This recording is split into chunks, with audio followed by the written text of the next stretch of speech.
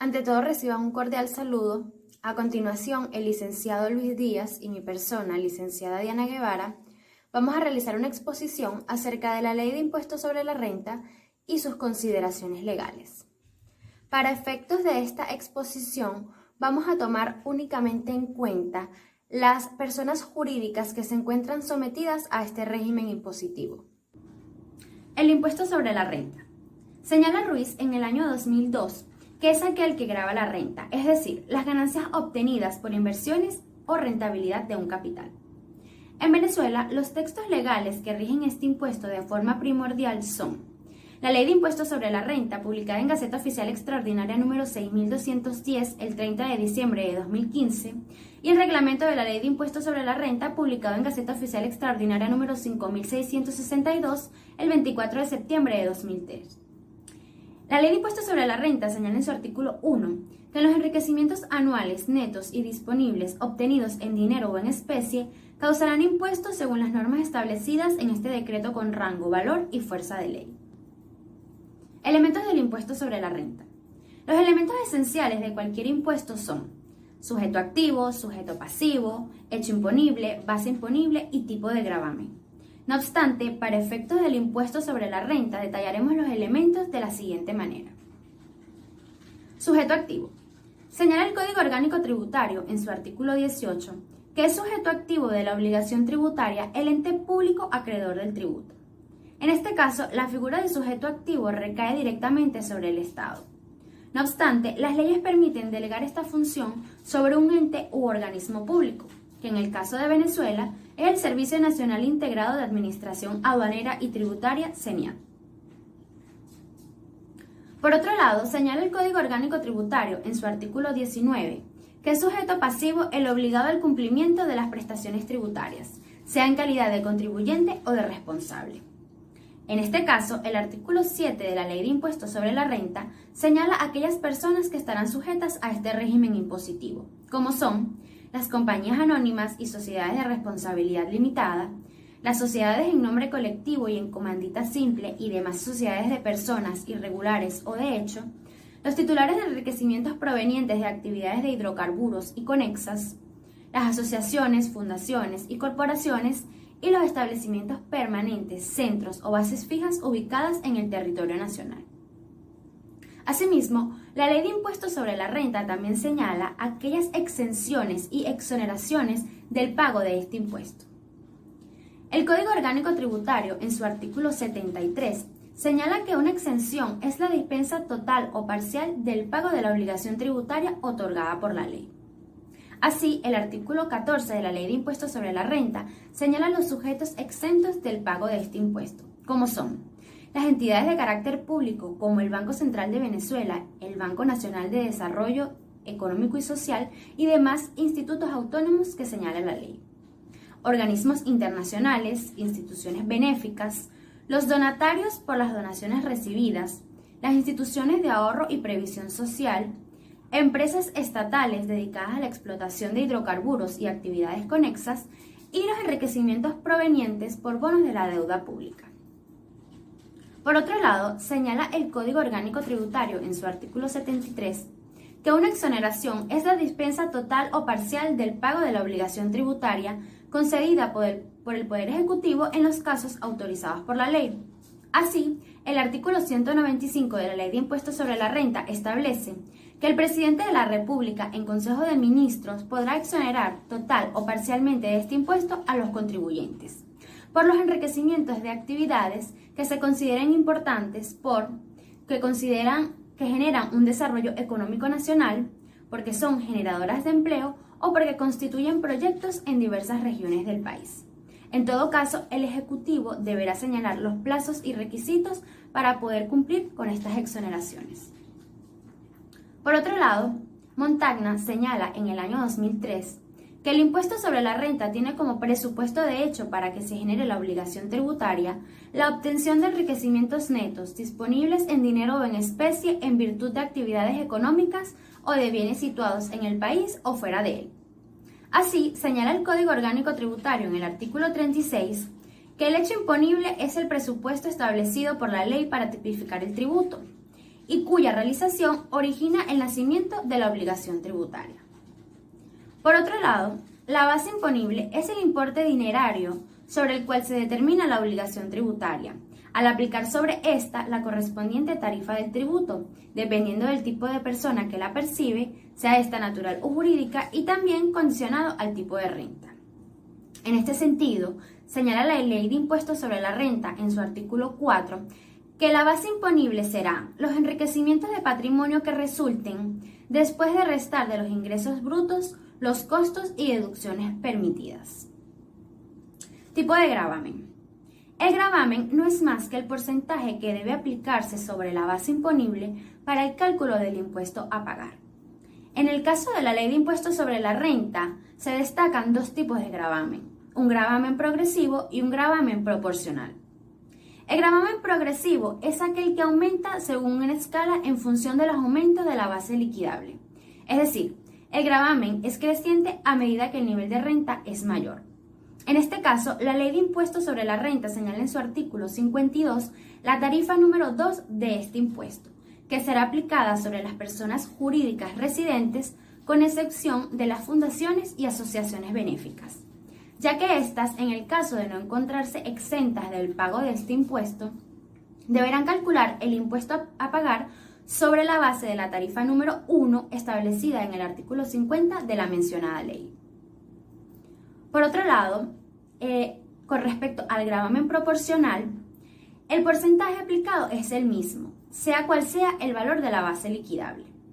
La Ley de Impuestos sobre la Renta señala en su artículo 53 la tarifa número 3 de este impuesto, que establece los enriquecimientos que estarán sujetos a un gravamen proporcional, como son las regalías y participaciones mineras con un 60% y la explotación de hidrocarburos y actividades conexas con un 50%.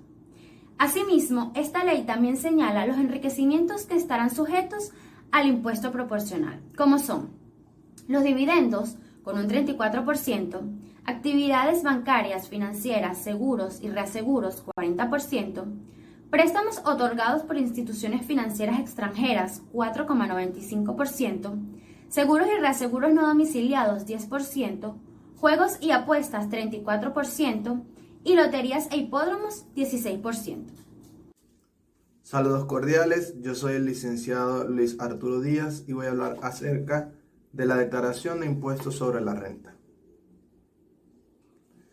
La declaración de impuestos sobre la renta representa una descripción detallada de lo que debe hacer cada contribuyente ante la administración tributaria con sus enriquecimientos netos en un periodo determinado. Para esto, tenemos la Providencia Administrativa número 0034, la cual nos dicta la obligatoriedad de la presentación de las declaraciones a través del portal en Internet, el cual es www.ceniat.gov.be. Adicionalmente, el artículo 133 del Reglamento de Ley de Impuestos sobre la Renta nos especifica los tipos de declaraciones para los contribuyentes.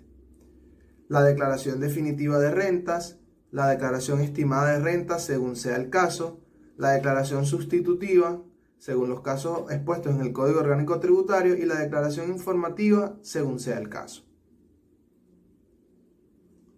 ¿Qué es la declaración definitiva? Es aquella declaración que se realiza una vez finalizado el ejercicio fiscal. Para esto, la Ley de Impuestos sobre la Renta en su artículo 77 especifica que las personas jurídicas deben realizar la declaración cualquiera sea el monto de enriquecimiento o pérdida. Aunado a esto, el Reglamento de Impuestos sobre la Renta en su artículo 146 especifica que la declaración debe hacerse con un máximo de 3 meses finalizando el ejercicio fiscal. Este ejercicio fiscal puede ser el año civil o puede ser cualquier periodo de 12 meses que haya elegido la entidad. Y por último, el Reglamento de Impuestos sobre la Renta en su artículo 140 especifica que esta declaración debe contener los enriquecimientos o pérdidas tanto territoriales como extraterritoriales que tenga la empresa. La declaración estimada. En la Ley de Impuestos sobre la Renta, en su artículo 80, especifica que el Ejecutivo Nacional podrá ordenar ciertas categorías a aquellos contribuyentes que en el ejercicio anterior hayan superado las 1.500 unidades tributarias como enriquecimiento neto. Para esto, estos deben realizar una declaración estimada. En el reglamento de impuestos sobre la renta, en su artículo 156 al 164, especifica que la base liquidable que estos van a utilizar para esta declaración va a ser el 80% del enriquecimiento neto del ejercicio anterior.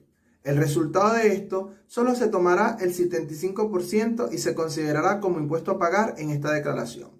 Esta podrá ser cancelada hasta en 6 porciones, la cual la primera debe cancelarse en conjunto con la emisión de la declaración y las otras deben ser de forma mensual y consecutiva. El periodo para realizar esta declaración estimada será la segunda quincena del sexto mes del periodo en curso. La declaración sustitutiva es aquella declaración que se utiliza para subsanar algún error o deficiencia que se encuentre en una declaración ya entregada anteriormente. El Código Orgánico Tributario, en su artículo 157, especifica de que se puede modificar cualquier declaración definitiva de forma espontánea, siempre y cuando no haya iniciado un proceso de fiscalización.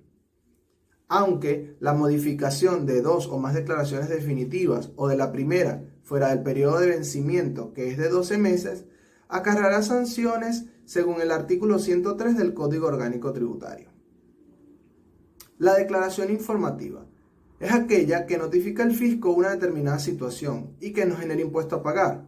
Un ejemplo de esto es la declaración de utilidades de las sociedades en nombre colectivo, ya que estas son pagadas por sus socios. Otras consideraciones legales del impuesto sobre la renta.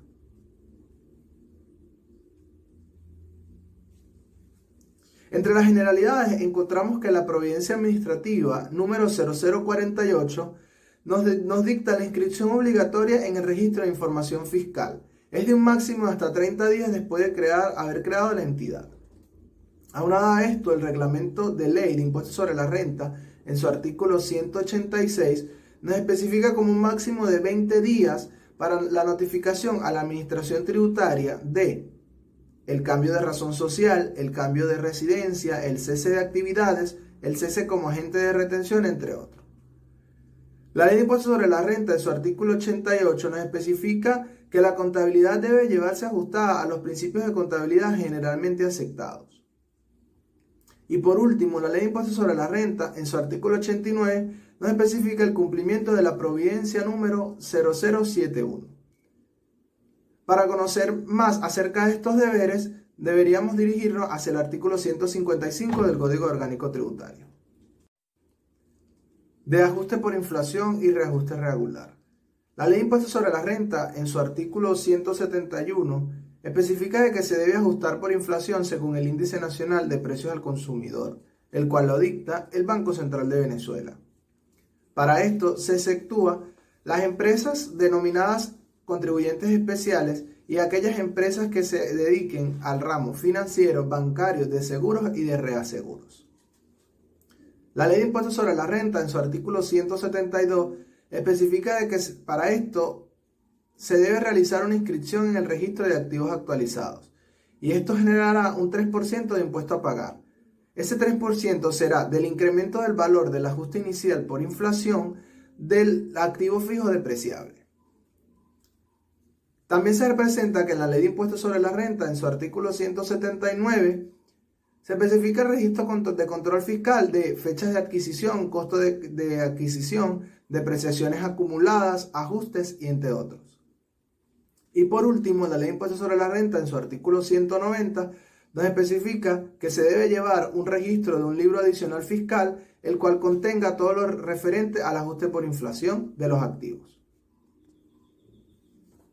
Las sanciones. La Ley de Impuestos sobre la Renta, en su artículo 170, especifica que todos aquellos reparos, ajustes, multas e intereses deben realizarse en conformidad con el Código Orgánico Tributario.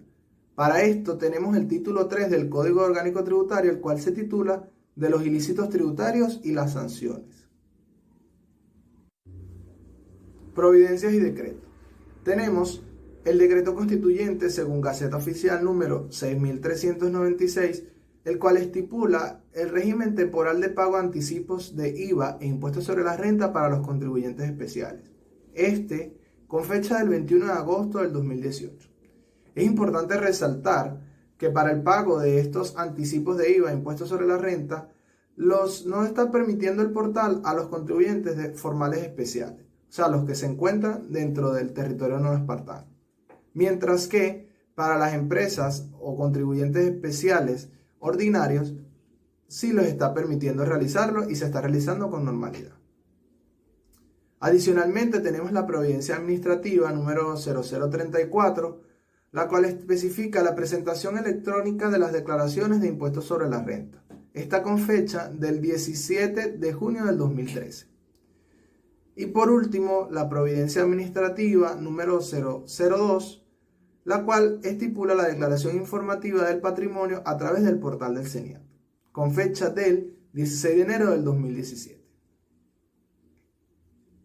Gracias por su atención. Estamos atentos ante cualquier duda que se les presente.